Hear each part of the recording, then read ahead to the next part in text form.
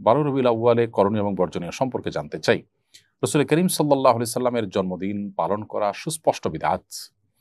কারণ নবী করিম সাল্লাল্লাহু আলাইহি ওয়াসাল্লাম তিনি কখনো তার প্রতি বছরে জন্মের যে তারিখটা ছিল সে তারিখটাকে কোনোভাবে উদযাপন করেননি, করতে বলেননি। কোনো সাহাবায়ে কেরাম খোলাফায়ে রাশিদিন কারো থেকে বিষয়ে কোনো জাল হাদিসও পাওয়া যায় না।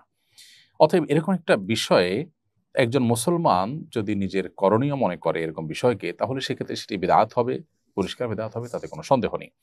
12 রবিউল আউয়াল উপলক্ষে বিশেষ কোনো করণীয় নেই, তবে বর্জনীয় আছে। সেটি হলো 12 রবিউল আউয়াল কেন্দ্রিক যে সমস্ত বিদআত হয়ে থাকে, জশ্নে জুলুস, ঈদে মিলাদুন্নবী বা অন্যান্য যে সমস্ত আনুষ্ঠানিকতা হয়ে থাকে, নবী জন্মের আনন্দের নামে যে আনুষ্ঠানিকতা হয়ে থাকে, সেটি নবী সাল্লাল্লাহু আলাইহি ওয়াসাল্লামের আদর্শের পরিপন্থী। নবী করিম সাল্লাল্লাহু আলাইহি ওয়াসাল্লাম আমাদেরকে বলেছেন যে খালিফুল ইয়াহুদা ওয়ান নাসারা, ইহুদি খ্রিস্টানরা যা করে তোমরা তাদের সাথে সবসময় ভিন্নতর কিছু করবে, অর্থাৎ ধর্মীয় বিষয় বিশেষ করে তারা যদি কোনো আদর্শ কৃষ্টি কালচারকে ডেভেলপ করে তোমরা সেই পথে হাঁটবে না। আজকে খ্রিস্টানরা তাদের নবীর জন্মদিবস পালন করছে। একটা সময় খ্রিস্টান ধর্মেও এটা নিষিদ্ধ ছিল, বাট তারা কালের আবর্তনে দেখা গেছে যে তারা পেগানদের বা প্রকৃতি পূজারীদের, অগ্নি পূজকদের কাছ থেকে এই জিনিসটা ধার করে নিয়েছে এবং আমরা তাদের থেকে ধার করে নিচ্ছি। আমাদের স্বকীয়তা, আমাদের যে বৈশিষ্ট্য, আমাদের যে শ্রেষ্ঠত্ব, আমাদের নবীর যে আদর্শ, সেখান থেকে আমরা বিচ্যুত হয়ে যাচ্ছি।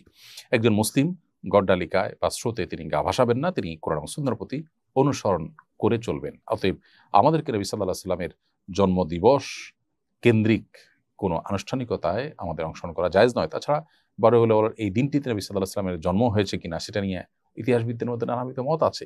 নবী সাল্লাল্লাহু আলাইহি ওয়াসাল্লামের রবিউল আউয়ালে মৃত্যু হয়েছে এবং এই তারিখে মৃত্যু হওয়ার কথাও অনেক ইতিহাসবিদরা বলেছে, যদিও এই বিষয়টা নিয়েও নানা মতভেদ আছে।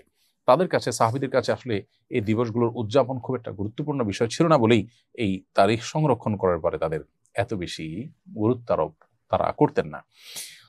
আজকাল আমাদের দিবস কেন্দ্রিক যে পৃথিবী তৈরি হয়েছে, সেখানে আমাদের কাছে দিবস অনেক গুরুত্বপূর্ণ, সেজন্য আমরা দিবসগুলোকে ওইভাবে সংরক্ষণ করি। যাই হোক, তো 12 রবিউল আউয়ালকে কেন্দ্র করে যে সমস্ত আনুষ্ঠানিকতা হয়ে থাকে আমাদের সমাজে, এগুলো বেদাতে পরিগণিত হওয়ার মতো বিষয়। আমার কিছু সুন্নি আত্মীয় রাসূল করিম সাল্লাল্লাহু আলাইহি ওয়াসাল্লামের জন্মদিন পালনের পক্ষে যুক্তি দেন যে খ্রিস্টানরা ঈসা আলাইহিস সালামের জন্মদিন পালন করতে পারলে আমরা কেন আমাদের নবীজির জন্মদিন পালন করতে পারবো না? ঈসা আলাইহিস সালামের প্রতি খ্রিস্টানদের ভালোবাসার চেয়ে নবীজির প্রতি আমাদের ভালোবাসা তো কম নয়। তাদের এই যুক্তি কিভাবে খণ্ডন করতে পারি? দেখুন, নবী করিম সাল্লাল্লাহু আলাইহি ওয়াসাল্লামকে আমাদের ভালোবাসতে হবে, সেটা নিয়ে তো কোনো ডিবেট নেই। এবং ঈসা আলাইহিস সালামকে খ্রিস্টানরা যতটুকু ভালোবাসে, গোটা পৃথিবীতে মুসলমানরা মুহাম্মদ সাল্লাল্লাহু আলাইহি ওয়াসাল্লামকে তার চেয়ে অনেক বেশি ভালোবাসেন, সেটি কিন্তু বলার অপেক্ষা রাখে না। কিন্তু ভালোবাসা প্রকাশের ধরন কি হবে?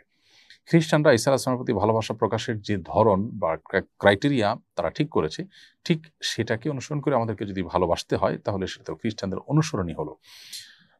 আমার ভালোবাসা প্রকাশের ধাঁচ, ধরন কি হবে, পদ্ধতি কি হবে, প্রকাশ কিভাবে হবে, সেটা নবী সাল্লাল্লাহু আলাইহি ওয়াসাল্লাম শিখিয়ে গেছেন, সাহাবায়ে কেরাম শিখিয়েছেন, যারা রাসূল সাল্লাল্লাহু আলাইহি ওয়াসাল্লামকে সবচেয়ে বেশি ভালোবাসা দিয়েছেন। অতএব নবী সাল্লাল্লাহু আলাইহি ওয়াসাল্লামের ভালোবাসার টানেই আমরা খ্রিস্টানদের অনুকরণ করা থেকে বিরত থাকতে হবে। যেমন আবু হুরায়রা রাদিয়াল্লাহু তাআলা বর্ণিত হাদিস, যেটি বুখারীতে এসেছে, নবী সাল্লাল্লাহু আলাইহি ওয়াসাল্লাম পরিষ্কারভাবে বলেছেন, ইন্নাল ইয়াহুদা ওয়ান নাসারা লা ইয়াসবিকুন ফাখালিফুহুম। অন্য হাদিসে আসছে, তিনি বলেছেন খালিফুল ইয়াহুদা ওয়ান নাসারা। অর্থাৎ নবী সাল্লাল্লাহু আলাইহি ওয়াসাল্লাম ইহুদি খ্রিস্টানদের সাথে আমাদের যেন কর্ম, আদর্শ এবং কৃষ্টি কালচারের যেন মিল না হয়, আমরা যেন আমাদের স্বাতন্ত্র্য বজায় রাখি এবং তাদের বিরুদ্ধাচরণ করি আমাদের এই সংস্কৃতি এবং আচার আচরণের ক্ষেত্রে, ধর্মীয় বিষয়ের ক্ষেত্রে, সেই বিষয়টা নবী সাল্লাল্লাহু আলাইহি ওয়াসাল্লাম নির্দেশ করেছেন। অতএব তারা যা করছে এই হাদিসের আলোকে বরং তার বিপরীতটা আপনার করা দরকার। তারা নবীর প্রতি ভালোবাসা প্রকাশের জন্য জন্মদিবস উদযাপন করছেন, আপনি সেটা করবেন না। হ্যাঁ, তারা যদি এমন কিছু করে যেটা আপনার হাদিসেও আপনাকে করতে বলেছে, তাহলে তারা কি করছে সেটা গুরুত্বপূর্ণ নয়, হাদিসের কারণে আপনি সেটা করবেন এবং তাদের সাথে মিলে গেলেও সেটা দোষণীয় নয়। অতএব 12 রবিউল আউয়াল উদযাপনের জন্য খ্রিস্টানদের যুক্তি দাঁড় করানো একেবারেই ভুল। খ্রিস্টানরা তাদের নবীকে নিয়ে তাদের সীমা লঙ্ঘন করেছে, তারা আদর্শ থেকে বিচ্যুত হয়েছে। নবী সাল্লাল্লাহু আলাইহি ওয়াসাল্লাম পরিষ্কারভাবে সেটি বলেছেন সহিহ বুখারীতে, তিনি বলেছেন, লা তুতরুনি কামা আতরাতিন নাসারা ইবনে মারইয়াম। খ্রিস্টানরা ঈসা আলাইহিস সালামকে নিয়ে, ইবনে মারইয়ামকে নিয়ে যে পরিমাণ বাড়াবাড়ি করেছে, তোমরা আমাকে নিয়ে সেরকম বাড়াবাড়ি করবে না। এই যে নবী সাল্লাল্লাহু আলাইহি ওয়াসাল্লাম নিষেধ করেছেন তাদের মত করতে, বিশেষ করে তাদের নবীর ক্ষেত্রে, তাদের ভালোবাসা প্রকাশের ক্ষেত্রে যে সীমা লঙ্ঘন তারা করেছে, সেটা যেন আমরা না করি। বিধায় আমাদেরকে একজন মুসলিম হিসাবে ইসলামের যে স্বকীয়তা আছে সেটিকে অনুসরণ করে চলতে হবে।